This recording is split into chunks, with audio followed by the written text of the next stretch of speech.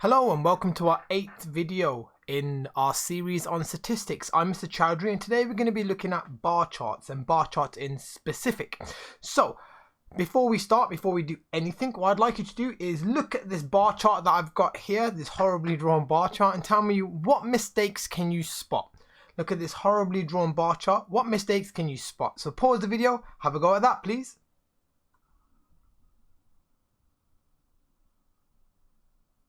Okay, so the major issues with this bar chart, the big mistakes that someone has made whilst drawing this bar chart are as follows.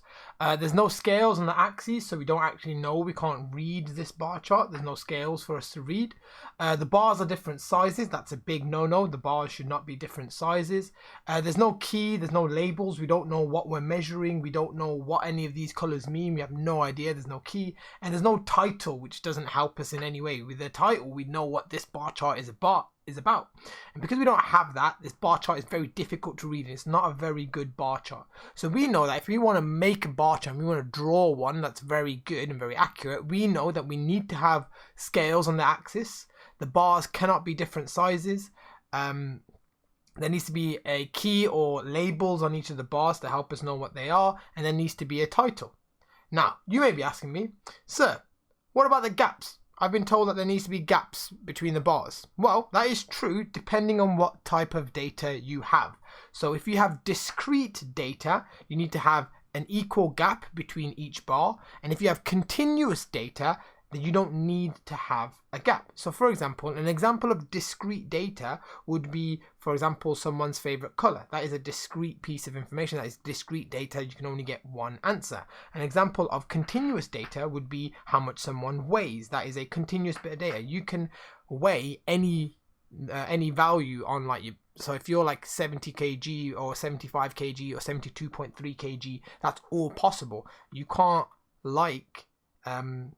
in terms of your favorite color, you can't 2.5 gray or something like that. It doesn't work. So discrete data is data that can only have one value, and continuous data is the data that can have any value on a continuous scale. For discrete data, we want to have equal gaps between each of the bars. For continuous data, we don't want to have any gaps between the bars. And for this lesson, we're going to be mainly looking at discrete data. So here's some information. What I'd like you to do is pause the video and have a go at drawing a bar chart for this information.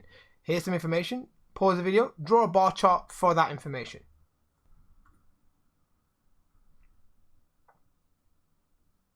Okay, so let's have a look at the answers. The first thing I'm going to need is some axes. So here are my axes.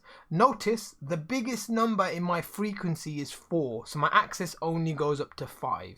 So it goes between 1 to 5. I've not needed a broken axis because I can have one. It doesn't make much of a difference. And I tried to keep the scale nice and neat so it doesn't skew what the bar chart looks like.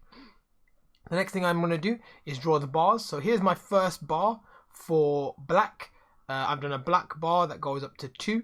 And all of my bars that are subsequent after this one need to be the same width.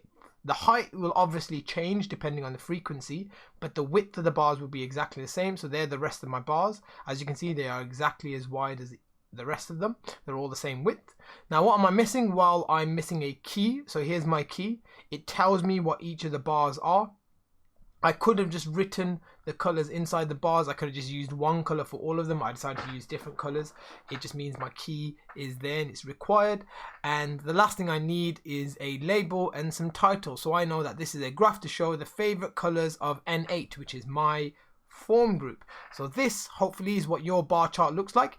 Think about it. We need to have the key things. So we have labeled axes, we have an appropriate scale, we have a title, we have a key. All the bars are the same size. So we've done everything that we need to do to have a good, accurate bar chart. Now, here is a good, accurate bar chart. And what I'd like you to do is use this information to try and fill in this table. Use this information to try and fill in this table. Pause the video, have a go at that, please.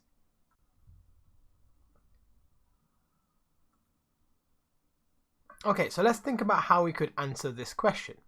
Well, we know what the genres are, we know what each of the categories are, so we can fill those in very easily.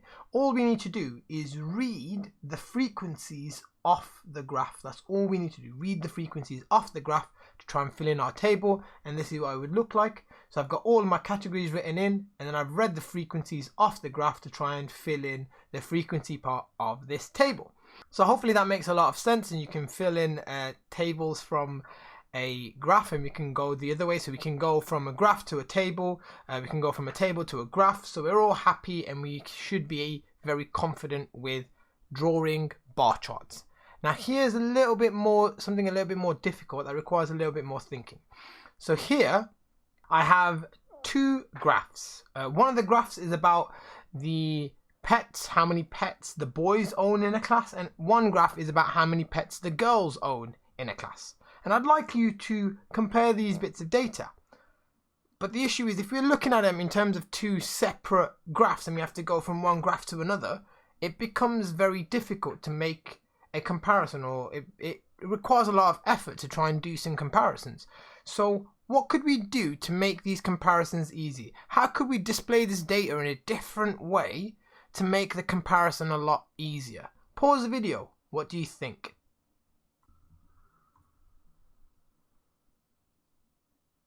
Okay, so what we could do is have a combined bar chart. And what a combined bar chart is, it takes two bits of information. So we've added an extra category to this. So not only do we want to know how many pets we have, we want to be able to compare them between boys and girls. We've added that extra constraint. So what we do is we use a combined bar chart to help us compare the information a bit easier. And this is what a combined bar chart looks like. So I've got girls and boys, there we are, and it's the same thing. I've got the number of pets and the frequency, but we can see that there are more girls that have no pets than boys, and it's really easy to compare the data here.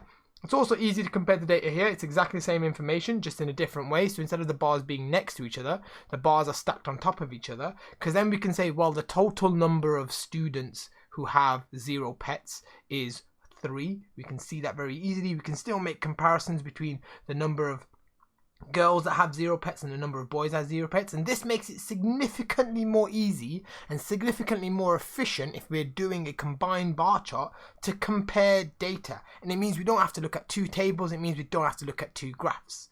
Okay, so just to wrap up, just in summary, you can screen grab this or write this down. These are the key things you should have taken from this very short video, and that is that bar charts must have labeled axes. They need to have a key and a title. All of this information is very useful. It will help you understand what the bar chart is trying to tell you. All of the bars must be the same width. The height will obviously differ depending on the frequency, but the width must be the same for all of the bars.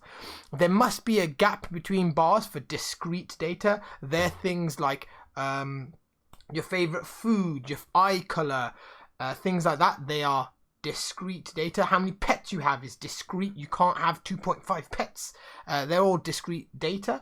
There need to be gaps between the bars for discrete data, and combined bar charts make it significantly more easy and efficient to compare data. Now, you should now go and watch Mr. Amoson's video and do some practice. If you're feeling super confident, go on Dr. Frost and Corbett Maths and do some practice on there. Go off, be productive, and I'll see you in the next video.